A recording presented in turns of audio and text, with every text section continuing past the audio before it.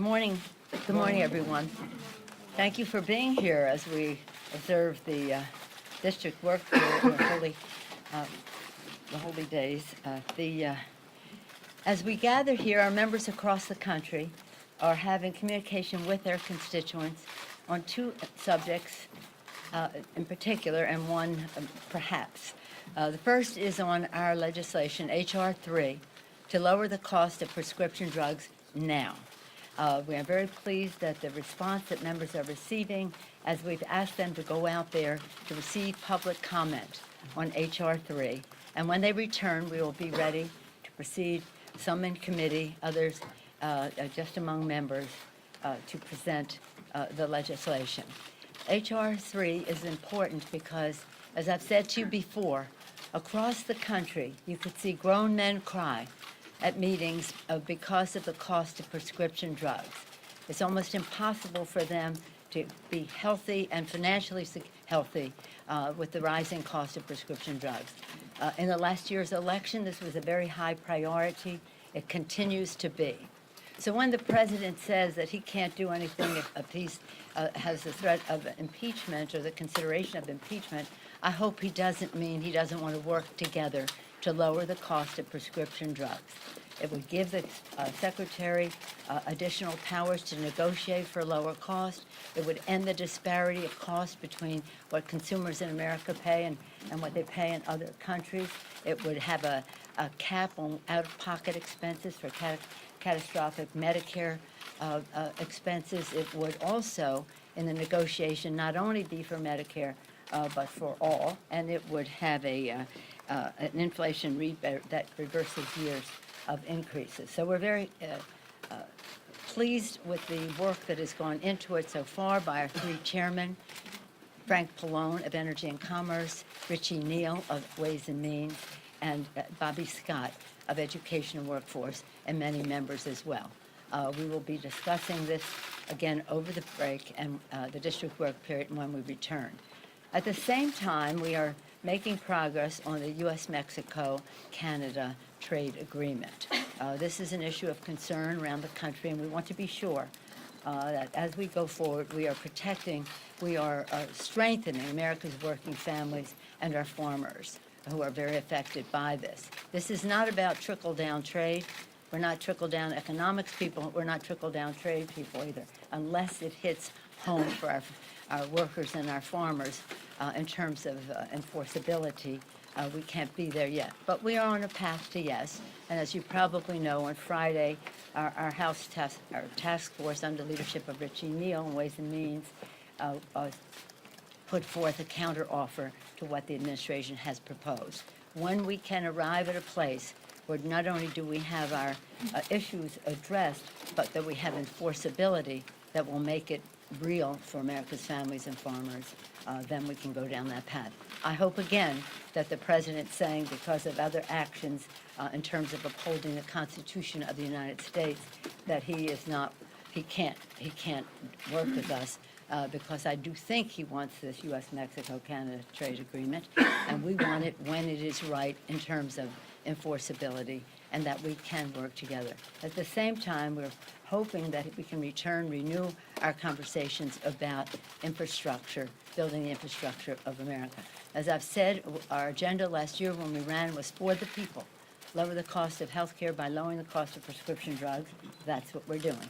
Build the infrastructure of America in a green way so that we can increase paychecks, lower health care, bigger paychecks, cleaner government. Well, I think that we can work with the administration on prescription drugs. I hope so. And infrastructure, I hope so. Clean government, that's more of a challenge. So as we gather here today, we are clearly at a place where we are legislating to try to meet the needs of the American people in a transformative way. We are investigating. We are litigating. We also are here today on the one-year anniversary of the Khashoggi, since Khashoggi was killed. It's such a very sad thing. And at the same time, you see the administration schmoozing with the very people who perhaps orchestrated that. Again, it's Yesterday, the Chinese observed their 70th anniversary. At the same time, the president was very positive about that. Well, observing their anniversary is one thing, praising them for it is another, when they have serious repression going on right now in China, whether it's undermining the culture, language, and religion of Tibet, whether it's the placing in education camps, 1, 2, or 3, depending on the cause, but at least 1 million Uyghurs, whether it's the suppression of democracy in Hong Kong and just the violation of human rights throughout China. It's the same fight we've been having for years. For what does it profit a man or a country if he gains the whole world and suffers the loss of his soul? But we seem to be able to ignore the shout-out from our soul on respecting the dignity and worth of every person. So I know many of you are here. Some of you are regulars. Many of you are not. And I said to Mr. Schiff, maybe you should come to all of our meetings. We might get some coverage for what we're trying to do for the American people. But we are very proud of the work of our chairman of the Intelligence Committee. We take this to be a very sad time for the American people, for our country. Impeaching a president or having the investigation to impeach a president is not anything to be joyful about. I don't know that anybody's joyful, but it is a sad time. And as you've heard me say over and over again, the dark days of the revolution, Thomas Paine said, the times have found us. We think the times have found us now. Not that we place ourselves in the category of greatness of our founders, but we do place ourselves in a time of urgency on the threat to the Constitution, a system of checks and balances that is being made. They fought for our independence. They declared independence. They fought and won. They established a democracy. Thank God they made the Constitution amendable so it could always ever be expanding freedom. And we see the actions of this president being an assault on the Constitution. Once we had his even admission to that, we had no choice but to go forward. It's hard. We want to weigh the equities. We want to be fair as we go forward. And we couldn't be better served than by the leadership of our chairman of the Intelligence Committee, Adam Schiff, and it's my honor to present him to you now. Thank you, Madam Speaker, and thank you for leading the entire House of Representatives through this very fraught time in the history of the Congress, indeed the history of the country. I also want to express my own condolence once again to the family of Jamal Khashoggi, who bravely sought to advocate for free expression in Saudi Arabia, and it cost him his life. We are deeply in his debt, and we are determined to bring about justice for those who were responsible for that heinous murder. It's also an appropriate time to recognize the danger facing journalists all over the world. In terms of the issues that we've been focused on this week, I want to give you a brief update of what has transpired really just within the last week. Last Thursday, the Intelligence Committee held an open hearing with the Acting Director of National Intelligence. The following day, Chairman Engel issued a subpoena to the State Department in close consultation with myself and Chairman Cummings. We are deeply concerned about Secretary Pompeo's effort now to potentially interfere with witnesses whose testimony is needed before our committee, many of whom are mentioned in the whistleblower complaint. And we want to make it abundantly clear that any effort by the Secretary, by the President, or anyone else to interfere with the Congress's ability to call before it relevant witnesses will be considered as evidence of obstruction of the lawful functions of Congress. And more than that, will allow an adverse inference to be drawn as to the underlying facts. That if they are going to prevent witnesses from coming forward to testify on the allegations in the whistleblower complaint, that will create an adverse inference that those allegations are in fact correct. On Monday, I issued a subpoena to Rudy Giuliani, again in consultation with Chairman Cummings and Engel. We expect Mr. Giuliani to comply with the legal process we are using. He is obviously a key figure in all of this by his own admission, as well as by the allegations in the whistleblower complaint. Today, and just within the last half hour, Chairman Cummings